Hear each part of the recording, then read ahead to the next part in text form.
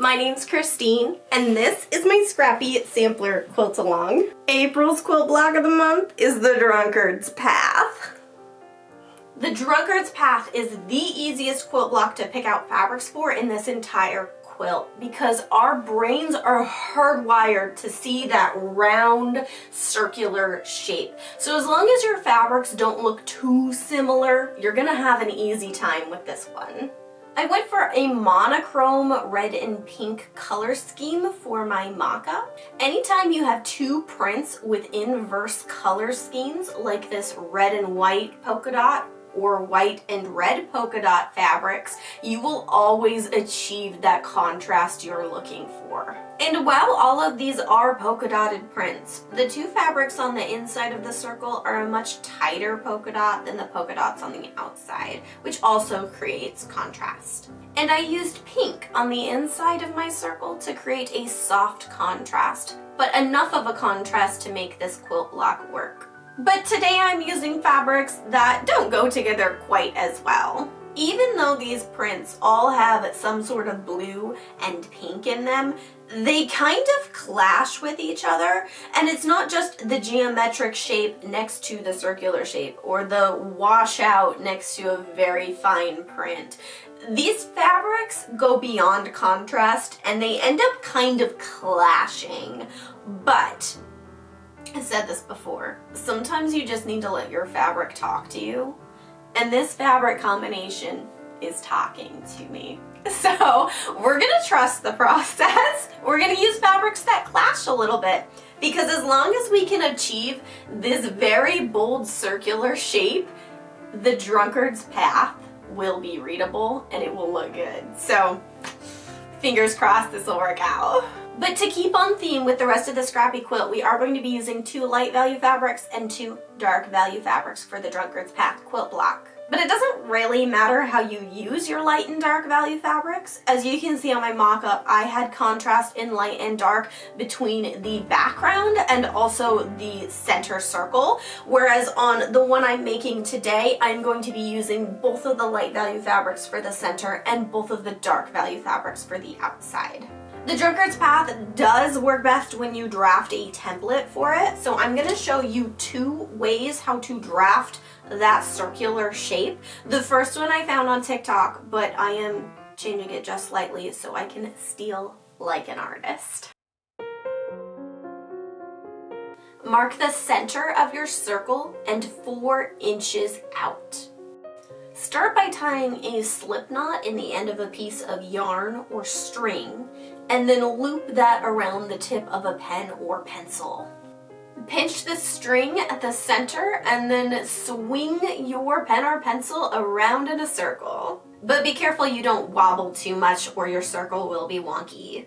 The second method is to take a ruler or measuring tape, start at the center of the circle, and then mark out 4 1/4 inches all the way around the circle. Once you have your dots, you can connect them by hand. Oh, but we're doing 2 circles here, so also mark out 3 3/4 inches along your second circle. Now on your second circle, take that center point and measure out 6 1/2 inches on either side, and then connect your lines to create a square. When you cut out your template, make sure that both of your pieces have those 2 lines drawn on them, because that is where your seam allowance comes from. You need to be able to overlap your pieces here along that seam allowance. So if you can't overlap your pieces, then you did something wrong. You can either trace your templates onto your fabric and cut them out that way, or just cut straight along the edge of your template. Either one works just fine. Since each template makes up 1/4 of a circle, you will need 4 pieces of each template for your Drunkard's Path quilt block. I cut out 2 pieces of each light value fabric for 4 center pieces and 2 pieces of each dark value fabric for 4 outside pieces. You can point your Drunkard's Path in any direction you want, but I do like to have the circle in the center or out to the corners. And to make it even scrappier, you can flip your fabrics to the back side. And take a picture here to remember your layout, and throw a black and white filter over the top just to make sure you like your values. Separate each quarter of your quilt block. We're gonna sew these into squares first.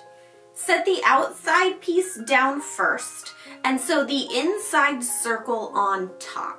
Ideally, you want to sew with a scant 1/4 inch seam allowance, but this is a really awful seam to sew, so as long as your pieces line up, you're good. I guarantee you will sew a few of these wrong, so make sure you have a stitch ripper at the ready. A trick that worked well for me was slightly stretching that inside piece and not stretching at all the outside piece. I highly recommend you pre-wash your fabrics so you can use steam in your iron when you press the seam towards the point.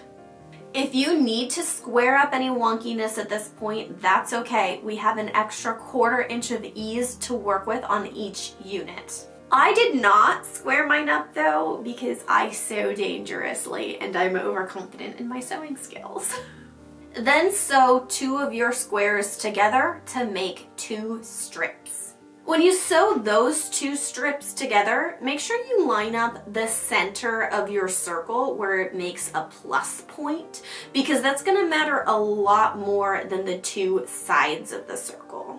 And this quilt block squares up to 12 inches square, just like the rest of my Scrappy sampler quilt. And that's how you sew a Drunkard's Path quilt block. I hate these fabrics, but this might be one of my favorite quilt blocks that I've made for my Scrappy sampler quilt. When your fabric talks to you, even if you're like, I don't really like it, listen to your fabric. Just listen to your fabric.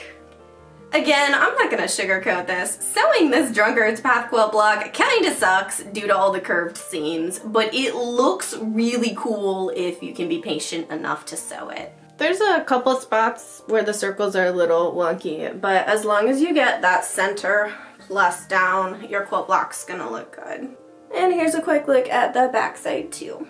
If you like the Drunkard's Path quilt block, hit the like button. If you think they're awful to make, then leave a comment down below. And if you're not already, subscribe to my channel because we're doing this all year long. We're gonna have another quilt block in May for my Scrappy sampler quilt-along. So I thank everybody for watching my video, and I'll see you all next month.